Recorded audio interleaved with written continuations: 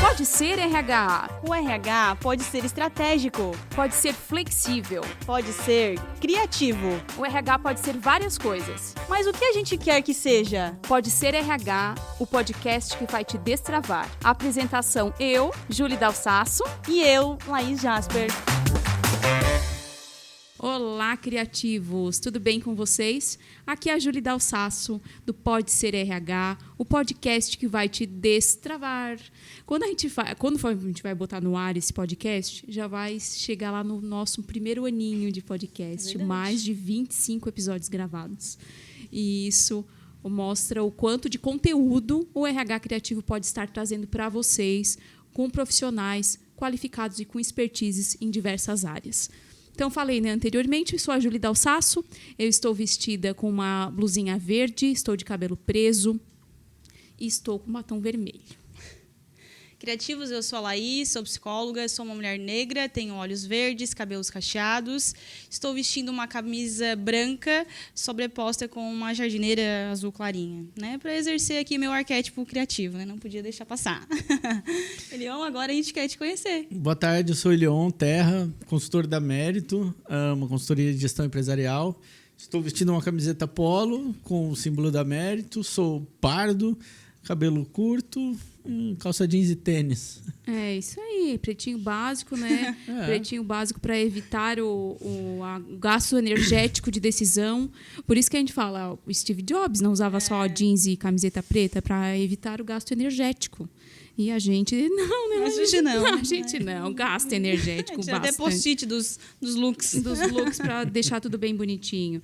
Mas, gente, sabe qual é o principal objetivo, assim, o porquê que nós convidamos a Mérito para estar conosco? A Mérito é parceira do RH Criativo há pelo menos uns 4 anos. 4 anos já fez, Elion? Acho que já, né? Já 19, começou em maio de 19. Vixe. Boa memória. Mais de 19, então. E foi legal. Não sei nem explicar, assim, mas foi muito legal o modo como eu conheci eles. Eu estava na empresa, teve uma pessoa que me ligou, que foi, na ocasião, foi o Albiero, que é um parceiro da Elion, e ele perguntou se poderia agendar uma visita, que era uma empresa de Porto Alegre, se poderia agendar uma visita. Eu assim, meu Deus, mas esse cara é gente boa. Não, pode vir. Veio ele, o Marinho. O Ruarinho, isso. E o Baltar? Não, só o Ruarinho. Veio o Ruarinho e o o Albiero. E a gente conversou, trocamos ideia e tal. E, assim, eles são mais velhos que eu, com muito mais experiência na área de gestão. E a gente começou a trocar ideia, assim, eles são muito bons, não é possível que a gente aqui na região não conhece uma empresa com o nível, o know-how que eles têm em relação à gestão. E, a partir disso, a gente foi construindo relação, começou a se esbarrar em outras empresas, né? E a gente veio aqui e chamou o Elion, que eu falo para ele que eu acho ele bom pra caramba, para não dizer palavrão, e ele falou, porque tu só me conhece, mas não. O Elion, ele é graduado na Universidade de Brasília, né, consultor da Mérito, e também já foi consultor da Falcone, né, que é uma referência nacional, e hoje tem feito um ótimo trabalho lá como diretor comercial na Mérito. É o pai da Luísa e do Leonardo, os 2 pequeninos. Né? E eu queria ouvir de ti assim, né, Elion? Primeiro, quando tu botou que tu era da UNB, eu disse, gente, o que é UNB? Eu fui pesquisar a Universidade de Brasília. Né? E o Elion, ele é um cara extremamente analítico, observador. Verdade. Pragmático. Fez o PDA? É signo? O que é? Não, é que a gente observa, né? Já faz tempo que a gente tem contato, né? Consegue te observar. E ele é introvertido e tem um humor super ácido. Olha, tudo bem. Tudo bem se tu diz, feedback, né? A gente só aceita, né? Não, feedback não, mas tu é foda. Mas vamos lá. A gente vai falar sobre as palavras-chave que eu vejo, né, que se destacam na nossa conversa. Vão ser, até anotei aqui, processos, gestão, resultados, educação e pessoas. Melhores pessoas, melhores resultados. Esse é o slogan da Mérito. Eu acho que é um conjunto de qualidades, como é que se fala? Que não é qualidade. Eu olho sempre quando a palavra não vem, eu olho para a Laís como se ela estivesse lendo a minha cabeça. qualidade, que eu vejo que vocês têm uma junção assim. Daí eu queria ver contigo. Como é que são os filhos? Como é que são os filhos? São ótimos. Os filhos são ótimos. Acho que difícil são os pais, né? O problema é nós nos moldarmos e aprendermos a lidar com aquelas pessoinhas da nossa vida. Então, meus 2 são pequenos. O Léo tem 2, a Luísa recém-nascida. E a gente tem que abrir mão de muitas coisas para poder dedicar atenção e energia e tudo mais. E são escolhas que, no fim, fazem a gente crescer. Então, acho que a gente aprende muito com eles. É uma experiência muito boa. Eu gosto bastante. Eles são os amores. Imagina. Eu lembro do Léo quando nasceu. E daí, quando ele me mostrou que eu tinha uma nova filha para a família. Assim, gente, como passa rápido. Passa bem rápido. A Júlia viu a época do meu casamento, do meu primeiro filho, do segundo filho. Então, essa parceria tem muito tempo, né? Exatamente. E daí eu falo assim, mas por que, né, a admiração em relação ao mérito? Primeiro porque nós deixamos muito claro sempre para os profissionais de RH o quanto nós precisamos ser multifuncionais, polivalentes, que é uma das expressões que nós usávamos muito na outra empresa. E nós precisamos disso, né? E o quanto nós, de RH, estamos envolvidos com a gestão. Eu aprendi tanto nesses últimos anos estando com vocês que eu agradeço imensamente assim, tudo que eu aprendi, tudo que eu consegui, de fato, colocar em prática, porque vocês estavam e nos acompanharam nas empresas onde eu passei. Júlia, mas por que tudo isso? Porque, cara, gestão nos molda. Gestão nos molda como profissional. Daí a gente fala muito sobre conflito nas organizações, né? Conflitos internos. E para que a gente tenha menos conflito interno, a gente precisa ter uma governança e uma gestão de resultados.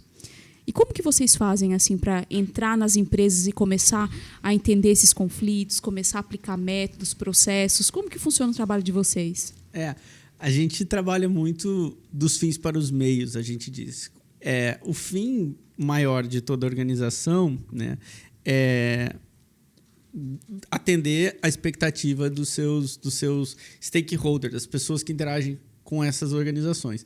No caso de empresas, o stakeholder principal é o acionista. Uhum. Então, o resultado a gente mede muito pelo resultado financeiro, pelo resultado econômico. Então, quando uma empresa nos chama de coração aberto assim, para discutir a situação dela, o ideal é que a gente faça um diagnóstico. E aí a gente faz um diagnóstico sem custo para o cliente, o risco comercial nosso, em que a gente começa estudando ali as partes financeiras e econômicas, analisando o DRE, analisando o balanço de pagamento.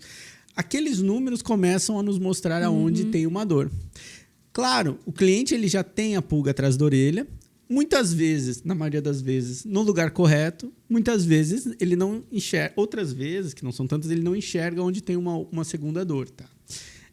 Hoje mesmo a gente apresentou uma proposta em que o cliente tinha uma dor de custos e quando ele nos passou ali os números dele, a gente encontrou oportunidade também na parte de receita. E aí ele olhando e falou, realmente aqui tem oportunidade. Apesar da minha dor mais latente sem custo, mas em receita tem também. Então, a gente olha muito dos fins para os meios. Bom, claro, não é olhar só os números e dizer, olha, você precisa melhorar aqui. Ali só vai indicar aonde vai ser o trabalho. Isso ajuda também a definirmos a solução que a gente vai empregar. Nós trabalhamos com várias soluções. Tem soluções de processo, soluções de rotina, soluções de planejamento estratégico, soluções de gerenciamento de projetos. A gente tem um portfólio muito grande. Trabalho específico em despesa, trabalho específico em receita. A gente tem uma caixinha de ferramentas bastante ampla. E então a gente identifica por meio desses números onde a dor é mais latente. E claro, quando a gente fala que a organização existe para atender os interesses dos stakeholders ou dos agentes que estão envolvidos com ela, a gente não fala só dos acionistas. Pegando o gancho aqui do RH, um stakeholder extremamente importante são os colaboradores, né? Um agente muito importante são os colaboradores. E aí, se você olhar turnover, absenteísmo, esses números falam muito sobre a empresa também, né?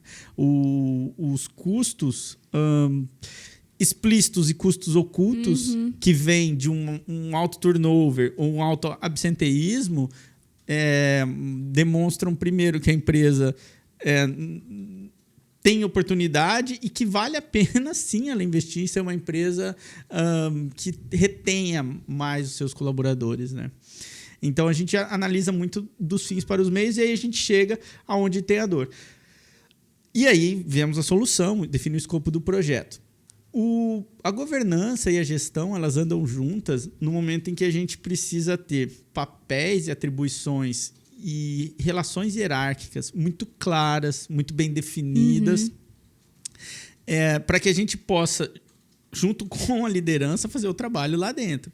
Esse trabalho vai envolver necessariamente um estabelecimento ou revisão dos indicadores e metas existentes e desdobramento desses indicadores e metas até o nível operacional. Além disso, a gente faz algumas análises para tentar encontrar oportunidades que façam esses indicadores melhorarem, atingir a meta, né? E chega até um plano de ação e depois tem toda uma sistemática de acompanhamento. Governança é muito importante para isso, né? Zonas cinzentas nas estruturas organizacionais, que dão aquelas duplicidades ali, deixa que eu deixo, essa parte é minha, essa parte é sua. Ou regras que não estão muito claras dificultam a gestão totalmente. A gente encontra nossa solução de processos. Eu brinco que quando o cliente diz assim, nossa comunicação interna está ruim, é processo. Porque as áreas se fecharam em silos, cada um faz ali, entende que está fazendo o que está dentro da sua área da melhor forma possível e é de maneira genuína. Eles estão ali dentro do silo deles, fazendo o que é o melhor ali no entendimento deles. E aí falta organizar o esforço de todos para uma mesma direção. E aí é um trabalho muito para processos. Isso acontece mais para as áreas de suporte. Os finalísticos são mais rotina ali, se é no caso de indústria. O chão de fábrica é mais a rotina, ele não tem muita interrelação com as outras áreas. Mas então é assim, acho que governança e gestão conversam muito, porque tanto para definir as metas, desdobrar essas metas, validar esses desdobramentos, fazer o acompanhamento, ter as cobranças. E nas cobranças não entram só os números, né? Entra a questão dos planos de ação, mas também entra ali, né? O que impede de fato o meu time de atingir aquele resultado que nós já performamos outrora ou que o nosso números do mercado ali dizem que é possível. Elion, sabe que quando a gente começa a falar sobre governança, transparência, a gestão em si, né, é o colocar o problema em cima da mesa. Perfeito. Né?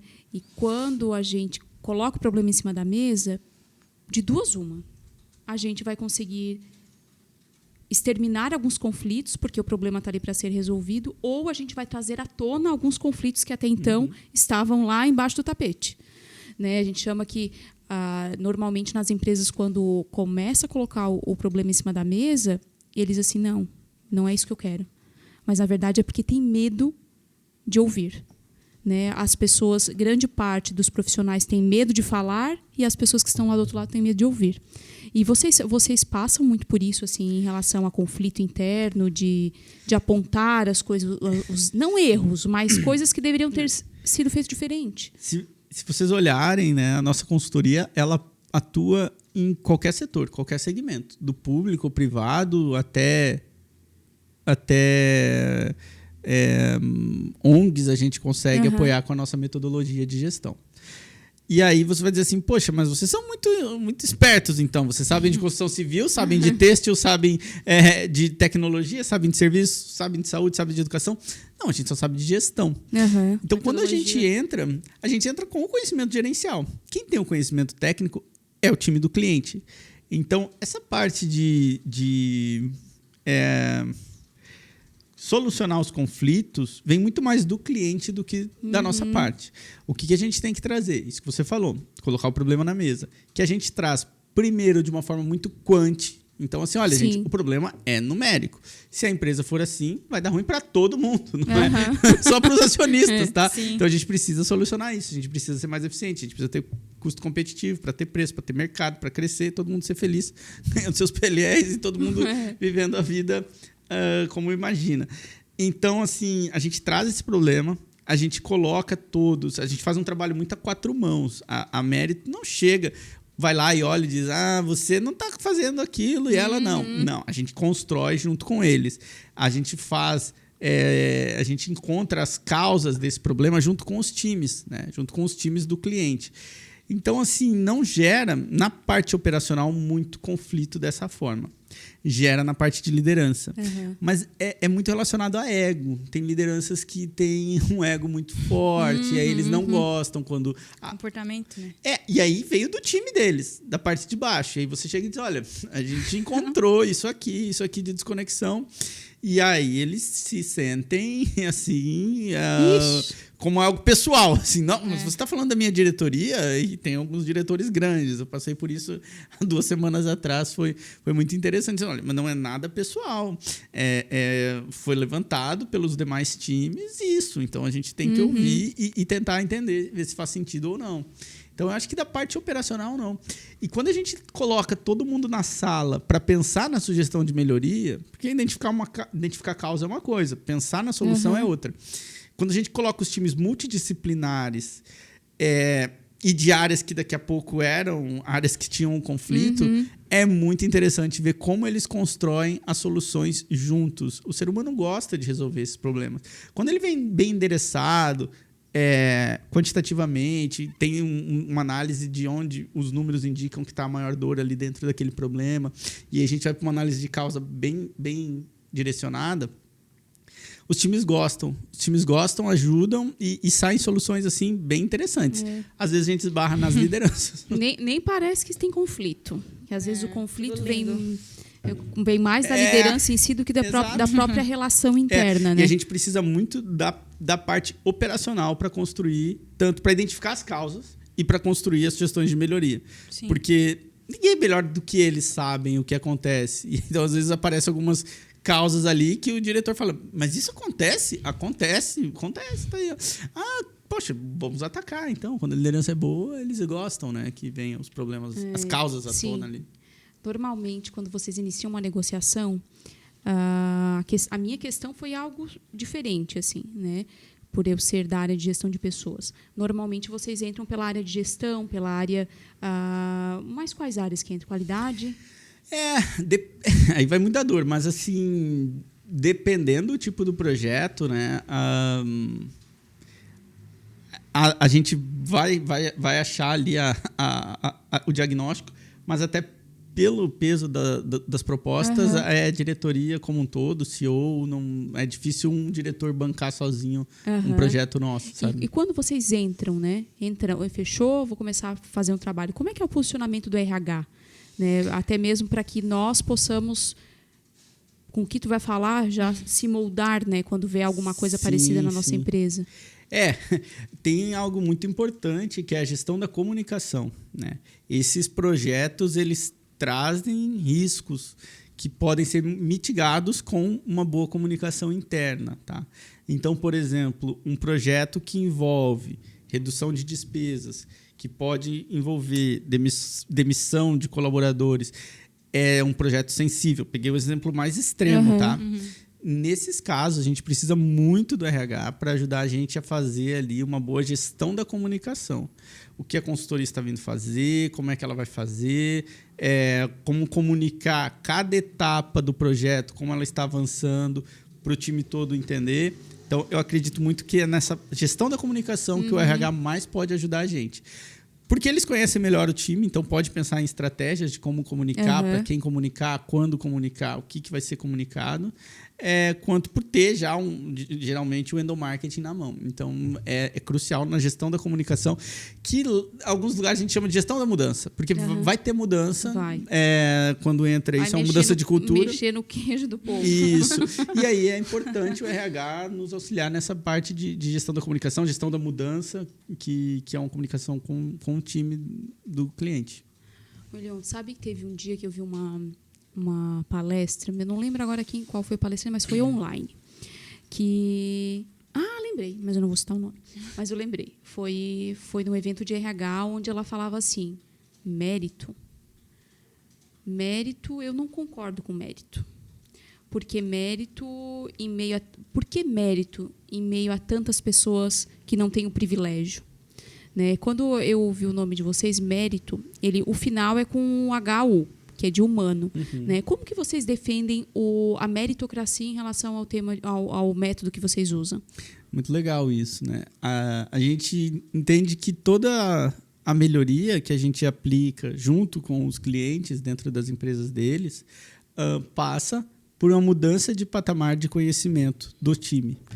Então, o time do cliente é que vence, a consultoria não vence. Quando a gente consegue ter um resultado, é mais do cliente do que nosso. A gente ajudou ali como um suporte, mas eles é que fazem acontecer. E isso vem da parte operacional. Essa mudança de resultado, ela é totalmente relacionada essa melhoria de resultado a uma mudança na forma de agir do time. Geralmente se envolve um novo conhecimento, uma nova forma de trabalho, que não somos nós que aportamos. Eles mesmos pensam em como melhorar o trabalho deles. Então, entenda que as melhorias vêm do amadurecimento, do aumento de conhecimento do time operacional. Tá? E aí, quando a gente fala em mérito, eu acho que tem que ter oportunidades iguais. Eu acho que não existe meritocracia se não tem oportunidades iguais. Aí o ambiente deixa de ser meritocrático. Se a empresa é transparente, dá oportunidades iguais, né, e sabe reconhecer o time, a meritocracia vem. Né? A gente tem lá a aprendizagem de que gerenciar é bater metas, fazendo certo e com o time. Então, uma empresa que não tem transparência, em que o puxa-saco é promovido em detrimento do colaborador que, de fato, performa melhor, aí não tem meritocracia. Empresas que não dão a mesma oportunidade para todos, também não tem meritocracia. E eu acho que o nosso método vem quando ele deixa expostas esses gaps de conhecimento em cada nível. Tá? E até, no caso, na sistemática de acompanhamento, se houver a melhoria, o reconhecimento fica muito claro para qual time foi, e o líder tem muita facilidade em identificar quais foram as pessoas. Então, acho que assim, igualdade de oportunidade, transparência nos resultados geram a meritocracia. Claro que aí, socialmente, a gente tem um penso antes, que é como as pessoas já chegam muitas vezes diferentes dentro, e aí já não chegam com as mesmas oportunidades. Mas aí é um trabalho de identificar esses potenciais das pessoas e desenvolvê-las. Mas eu acredito muito que o conhecimento, o gap de conhecimento ficando explícito e tendo um bom acompanhamento no sentido de clareza, de gestão à vista, todos conseguem crescer. Assim, eu defendo a meritocracia porque eu penso nessa linha, né? Não olhando para a sociedade, olhando para o mercado, mas olhando internamente, né? O quanto a empresa é transparente e dá oportunidade para todo mundo de forma igual. O treinamento que dá para que se é para se inscrever, todos podem se inscrever, é um exemplo. Exatamente. Né? E olhando para a sociedade, a gente sabe que é diferente. É muito mais difícil de vocês. Porque assim, o que ela quis dizer? Que daí eu também concordo. Como é que tu vai dar uma vaga para um líder e tu pede ensino superior? Se tu sabe que grande maioria dos brasileiros não tem ensino superior.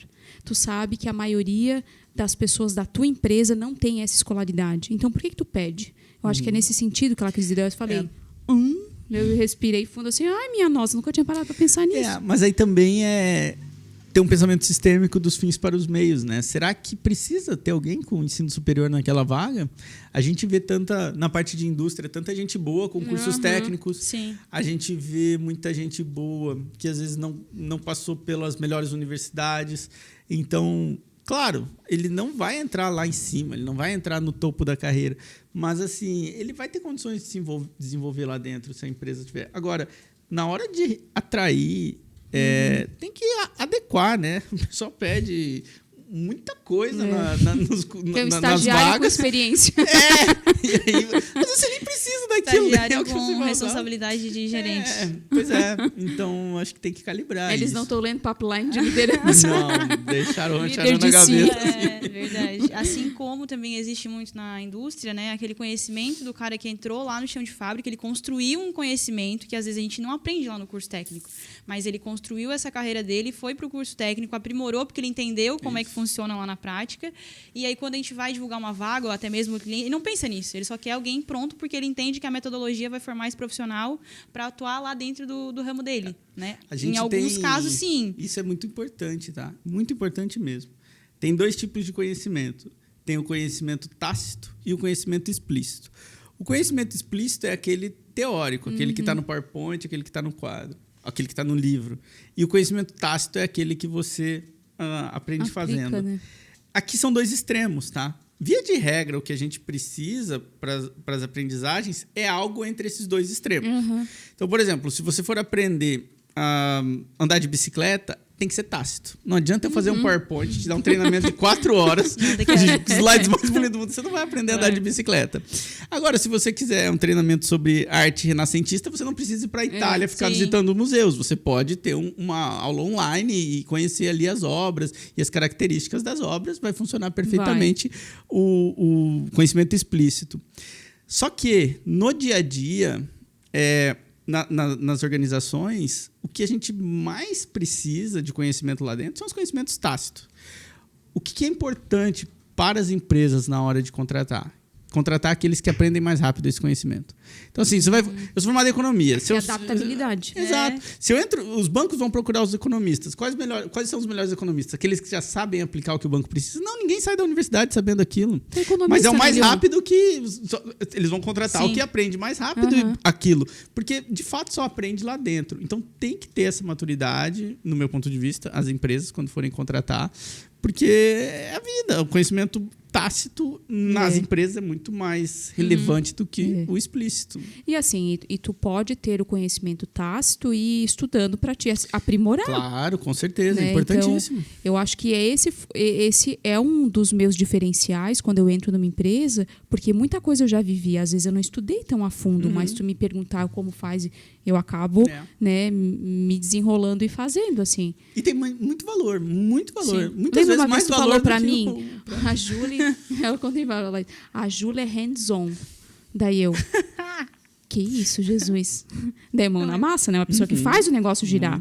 Então, hoje as empresas precisam de pessoas assim. Sim. Claro, precisam de todos os níveis. Estratégico, operacional, o tático, enfim. Mas tu lembra que tu falou para mim? Sim. E, cara, me dá aqui que eu faço. Sim. Né? Sim. É importante. É importante. Então, agora, deixa eu te perguntar. Uma empresa que tu trabalhou, assim, que tu prestou serviço ou fez consultoria, assessoria, que te brilhou o olho, que tu falou assim, meu Deus. Eu não vou ficar mal com meus clientes, assim. Eu acho que seria deselegante. Mas assim, são empresas... Tudo comedido. Teve uma empresa, assim, e que tudo fechou. Eu acho que é mais legal explorar muito mais do que o nome da empresa, os fatores que eu considero que geraram o sucesso lá. Primeiro, e isso não é um diferencial deles, tá? Muitas empresas a gente encontra isso. O time alvo do trabalho era muito comprometido, o time de base. Então, isso geralmente acontece, tá? Segundo, o time era muito bom, o time de base. Então, ele era comprometido. E, bom, aí a gente já começa a esbarrar. Eles são comprometidos, mas não são muito bons. O cliente já passou pela segunda porta. E a terceira, a liderança fazia acontecer e permitia eles saírem da caixa nas soluções. Um dos diretores era... Um dos donos era diretor. E ele, inclusive, eram 4 processos sequenciais. O time trouxe uma sugestão de inverter um processo. E o indicador final deles era lead time. Eles tinham um lead time de produto que levava 90 dias. Quando a gente saiu de lá, estava em 43 e reduzindo. Gerou um amor recíproco de nós com eles e eles conosco pelo resultado que teve, sabe? Então, foi muito bom. Mas eu acho que ali fechou o que a gente fala que são os 3 fatores críticos do sucesso. Conhecimento técnico, e aí vem o engajamento do time e o conhecimento do time do cliente. Conhecimento gerencial, que é o que a gente aporta, e liderança. Ali, quando casa esses 3, qualquer organização, pública, privada, é sucesso na certa. Não tem... Não, pegadinha, essa dica aí é bom pra gente fazer os nossos diagnósticos comportamentais. É importantíssimo. Olhão, e quando a gente fala de cultura, na metodologia, na literatura, na prática também, a gente teve um pouco de um pouco desse conhecimento, né? A gente fala que cultura é top-down. Então, se o dono da empresa ele compra, ele coloca a cultura na agenda, a tendência é que isso também, a operação também faça a cultura acontecer, né? E quando o diretor, o dono da empresa, ele não colabora com o projeto, assim, o que acontece? Quem contrata... Quem contrata não colabora. Acontece muito. Acontece muito eu pensei mesmo. que ele ia dizer, não. Acontece muito. Como eu disse, as duas primeiras portas ali, elas até são as que mais acontecem. O time da base estar engajado e ter o conhecimento técnico necessário para propor sugestões de melhorias para as causas que foram encontradas como fundamentais ali para o problema. Mas a gente esbarra na liderança, sabe? O operador, ele já é acostumado a trabalhar com uma certa disciplina. Porque ele já tem a rotina estabelecida, ele já tem os KPIs ali, bem ou mal, ele já tem uma rotina. Os líderes não. E a gente traz uma disciplina para todo mundo. E aí a gente vê que quem gosta menos da disciplina são as lideranças, né? Então, por exemplo, nós temos os rituais ali de gestão, que são as reuniões de acompanhamento, N3, N2, N1. Eu falo, cliente que pula uma N1, duas N1, 2 meses sem N1, o time da base vê que a liderança não está comprometida, a N1 é reunião com a diretoria, com o presidente, esquece. O time não vai mais fazer. Por que você vai fazer plano de ação? Isso, se depois isso não vai para lugar nenhum, esses consultores enchendo o saco, deixa o projeto morrer, deixa o projeto acabar. E o time da base pensa assim. Sim. E aí você para pensar, a liderança está assim também. A gente contratou esse pessoal, olha o tanto de trabalho que eles dão pra gente, quer saber? Deixa esses caras quietos aí, até acabar os meses deles aí, eles somem e volta tudo ao normal.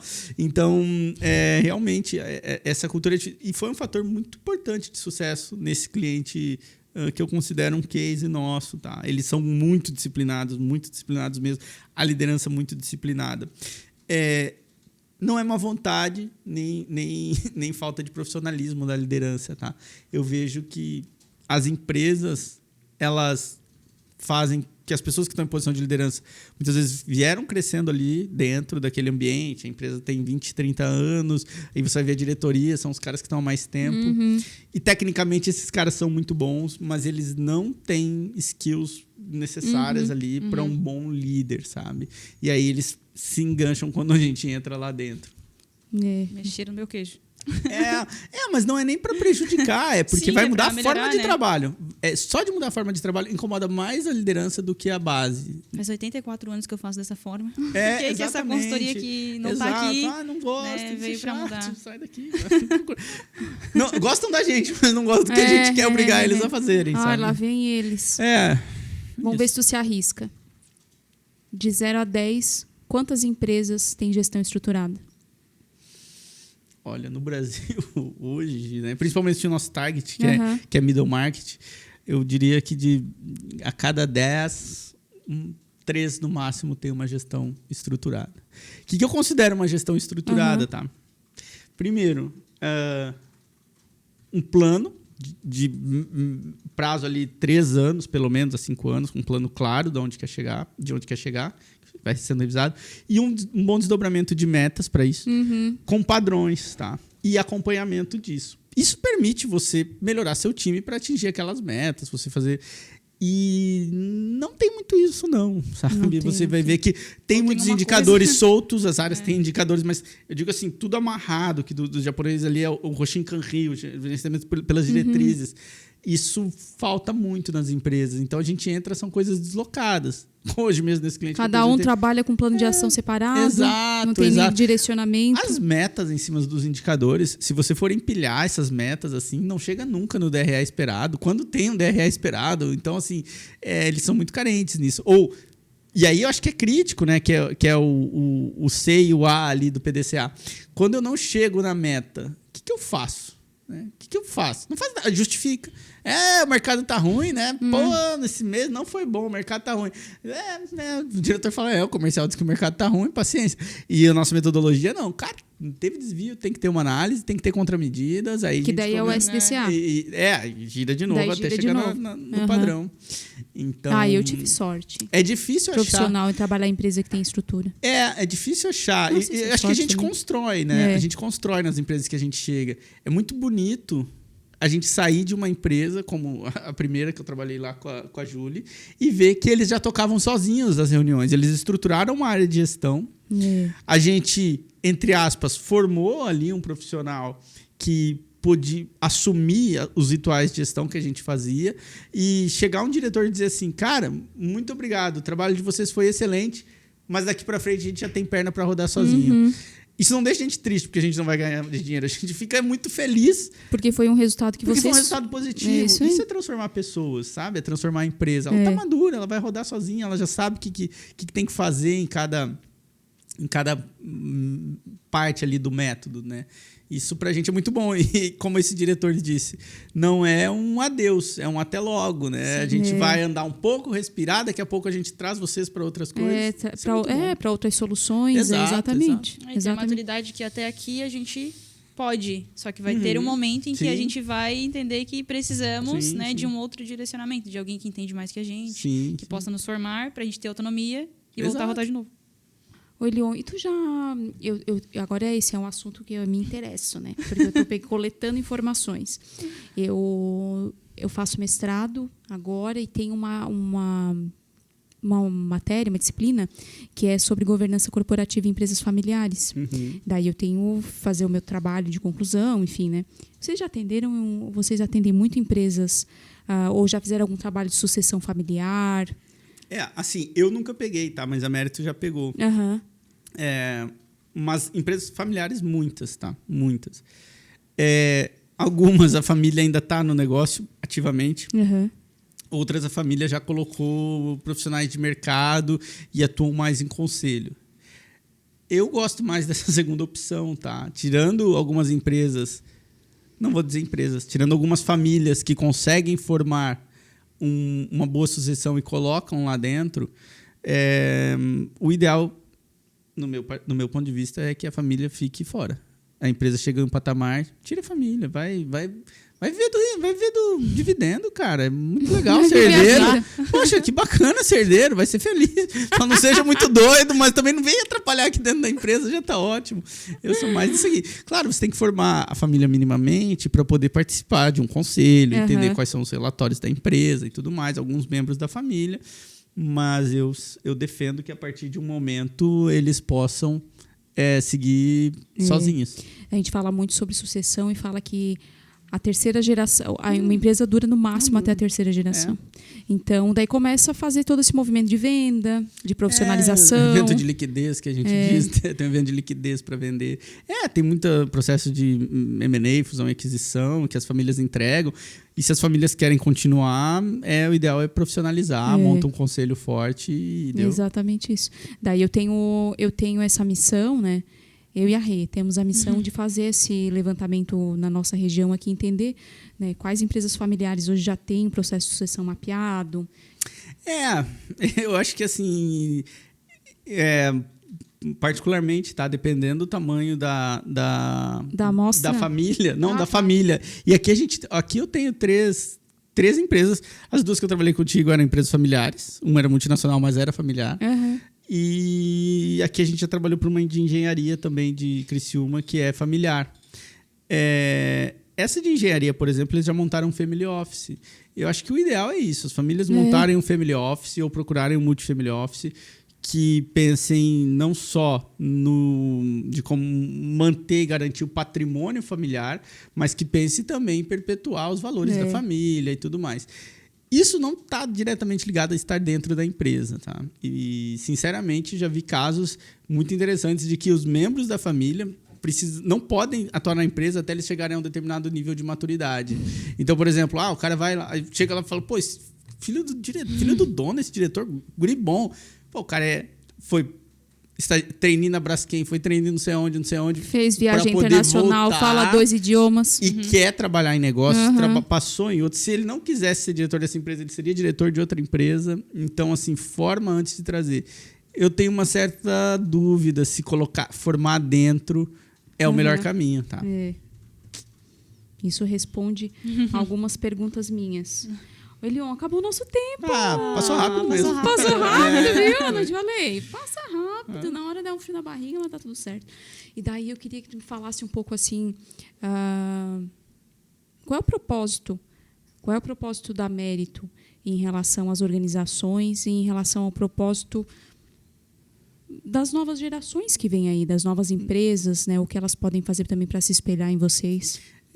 Acho que nosso propósito é transformar o Brasil aí por meio da gestão. Então, é uma chama que a gente carrega desde a nossa outra casa, que a gente viveu isso e aplicou isso em iniciativas públicas e privadas. Hoje a gente faz isso para um público diferente, mas é realmente mostrar como esse trabalho de gestão transforma a vida das empresas, porque transforma a vida das pessoas. Transformar a vida das empresas é uma consequência da transformação das pessoas. E eu acho que fica muito claro quando um depoimento como esse seu e de várias outras pessoas. Esse dia a gente encontrou uma ex-cliente do Albieiro, lá, de 15 anos atrás, do RH. Ela disse assim, nossa, também a vida dela mudou do ponto de vista do que era gestão, depois de ter tido um trabalho de consultoria com eles. E é isso que a gente quer deixar, realmente, esse legado de como isso ajuda a resolver problemas, melhorando pessoas e, consequentemente as empresas. E os resultados, sim. Né? Quando a gente fala sobre arquétipo, a gente já está terminando, tá, Max? Que ele já sinalizou ali.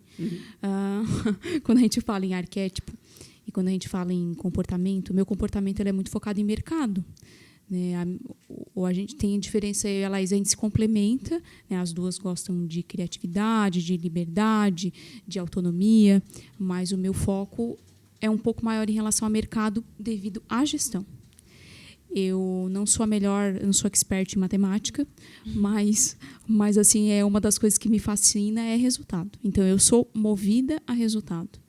E eu aprendi isso com vocês também.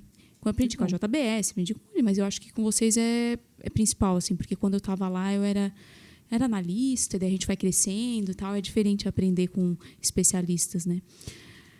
E acabou! Muito obrigado. Acabou.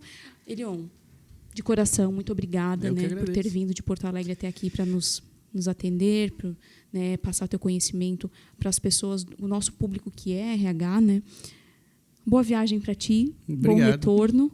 Né, que a gente possa se encontrar mais vezes e que, de verdade, a minha gratidão ao nosso contato.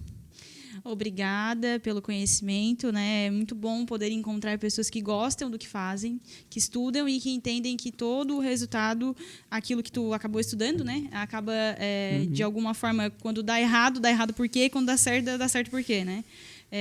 Tive um contato um pouco mais distante contigo, né? Mas, enfim, admiro muito a tua pessoa pelo fato de tu gostar muito do que tu faz e de estudar. Então, eu também gosto bastante de estudar e, para mim, é incrível quando eu vejo pessoas que sabem do que estão falando. Então, eu presto atenção. Isso é mérito, no caso da pessoa, né? Então, gratidão, obrigada pelo teu deslocamento, por estar aqui com a gente. E, muito provavelmente, as pessoas que vão estar nos ouvindo, né, se elas entenderem que nem todo mundo, né, quer pagar o preço de conhecer algo, né, de investir em conhecimento.